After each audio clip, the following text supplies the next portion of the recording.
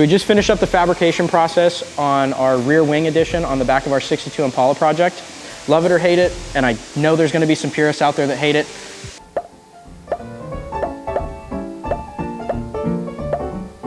We're gonna take you all the way through the process from the initial clay modeling just to get the shapes right, down to the fab work and all of the metal finishing, all the way to where we're at right now. So stick around, check it out.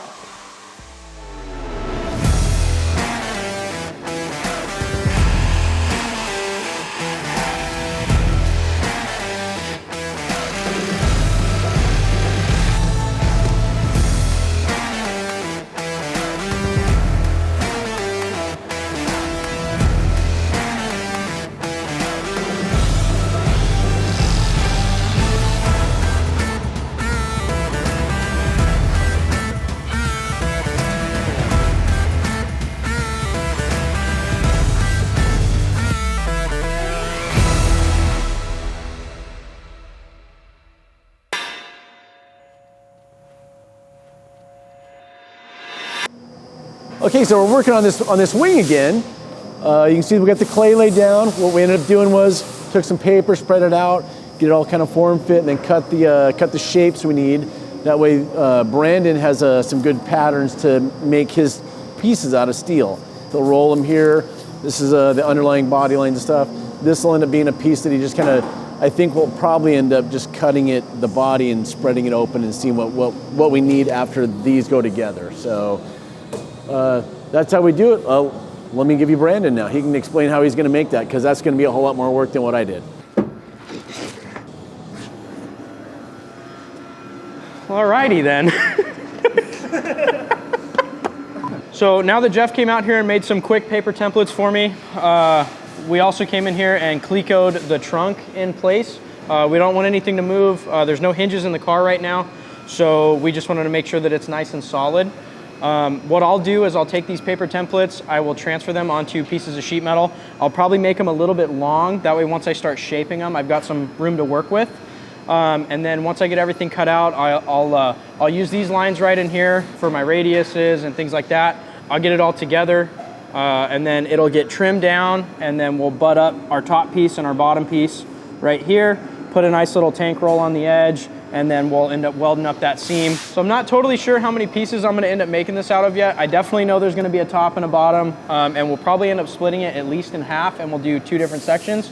Not totally sure yet, but at least with the paper templates and the nice clay form right here, we've got a good starting point, and we'll work off of that, and we'll take you guys along in the process.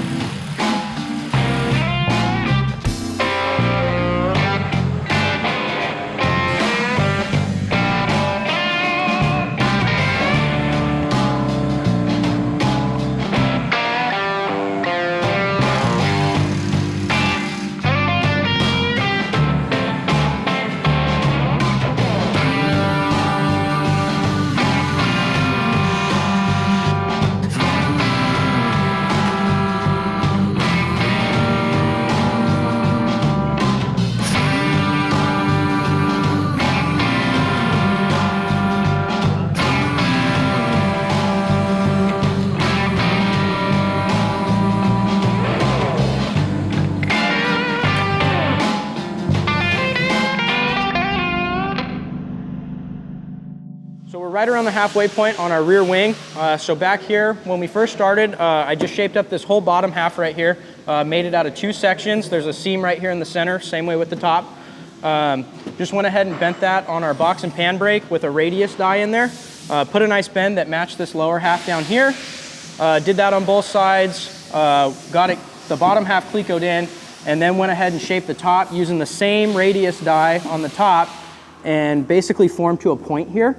Once we knew that everything fit the way we wanted it to and our angles were correct, I went ahead and put a tank roll on here just to give us kind of a slight radius that matches the side body lines of the car.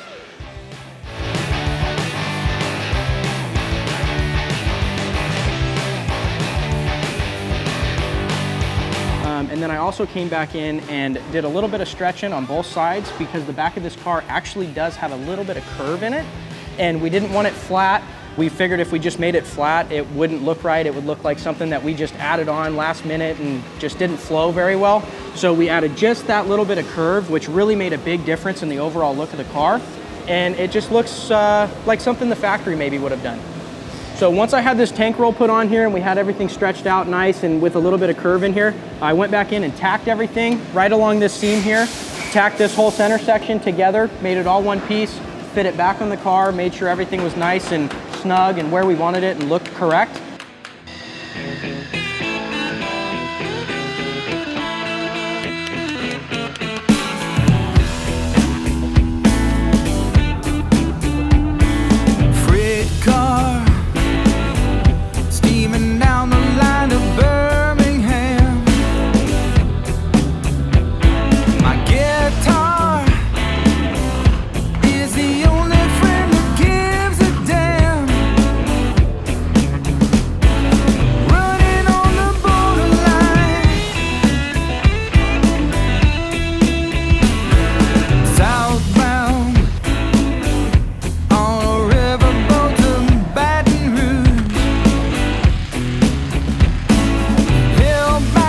Then I went ahead and came out and welded this whole section. The center seam here, top seam. And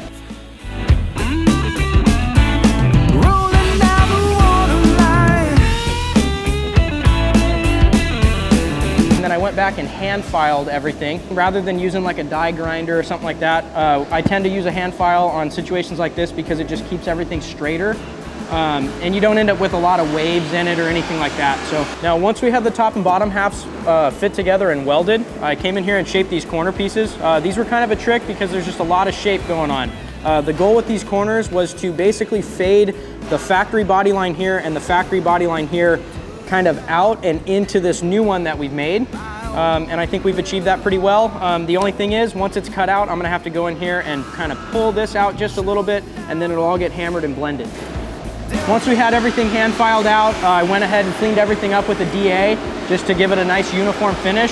And then while it was off the car, we sprayed it with some Dykem.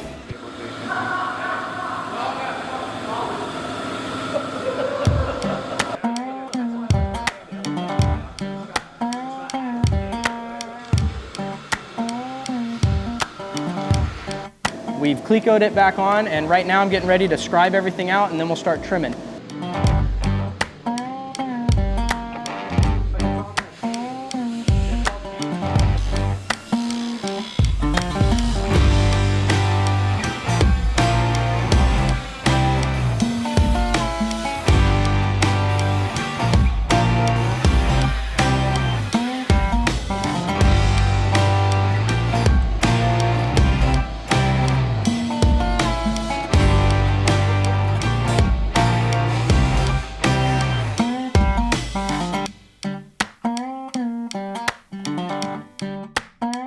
So we've got these cool flanging pliers that Phil made, and basically what they do is they're set up to where when we do this kind of thing, we can clamp them on here and it will offset wherever that cleco tab line is. So I've come in here and I've done it on both the top tabs and, the top tabs and the bottom tabs. Nice. So I've come in here and I've done that on the bottom tabs and the top tabs. On the bottom ones, I flanged them inward, and on the top tabs, I flanged them upward. That way when I put my panel in, it'll slide up to these and be flush with the backside, and then they'll slip under here and be flush with this top skin. And then once that all goes together, if I've got any areas that are kind of overlapping, I can scribe that in, I can go in and hand file that. And then once it's hand filed, I can retest fit it, make sure everything's good, and then I can come back and start tacking along my seam. And it works really great because it holds everything in place. You know it's exactly where you want it and it's not gonna move on you. And then once you are ready to get those tabs off of there, you can just go back with like a cutoff wheel or a body saw or something like that and just slice them off. They'll fall through the backside, or you can pull them out with a magnet depending on where in the car you're at. And then you can just go back and weld everything up.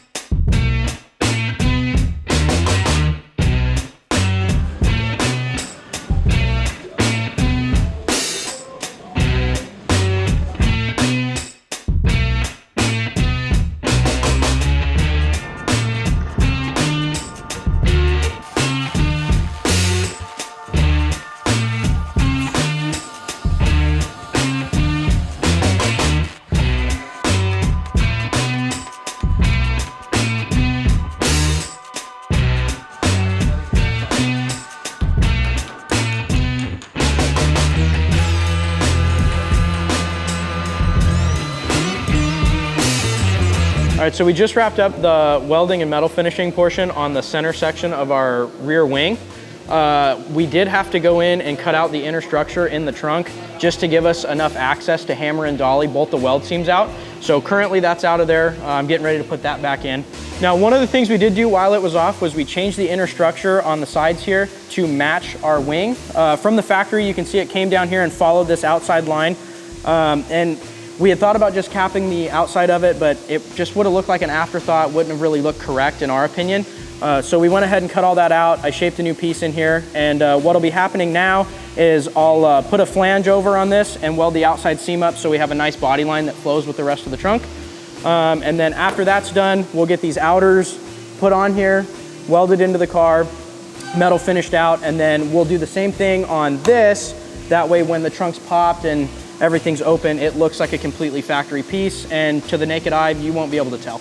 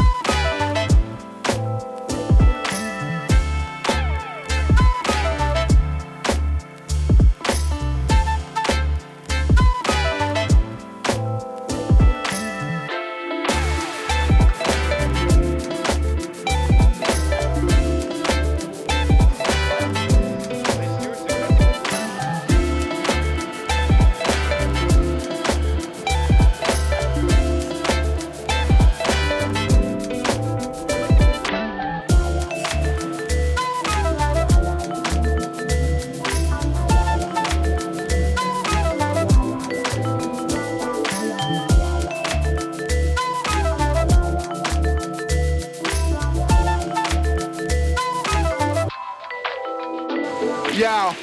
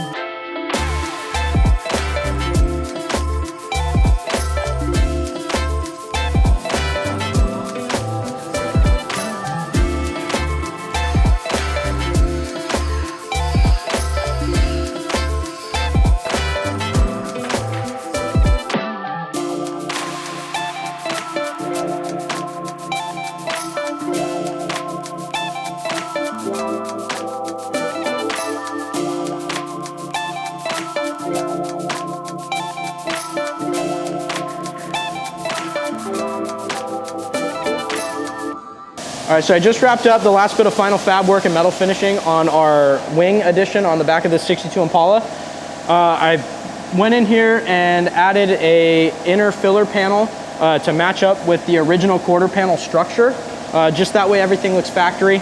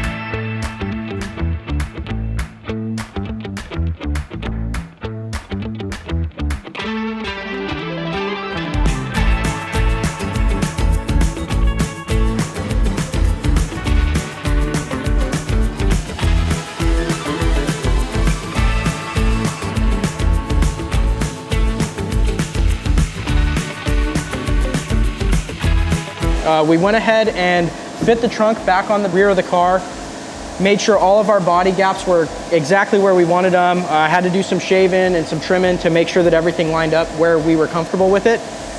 Went ahead and pulled that back off, added our flange and inner structure to the inside of the trunk, got all of that tied in, did one last test fit back on the car, got everything clecoed back in place, made sure we're totally happy with where we're at. And for right now, that's where we're gonna leave it until we get hinges in there, we get a chassis under it, we start building floors, things like that. Once we are at that point, then we might readdress and kind of tighten up some gaps and do things like that. But at this point, that's about it.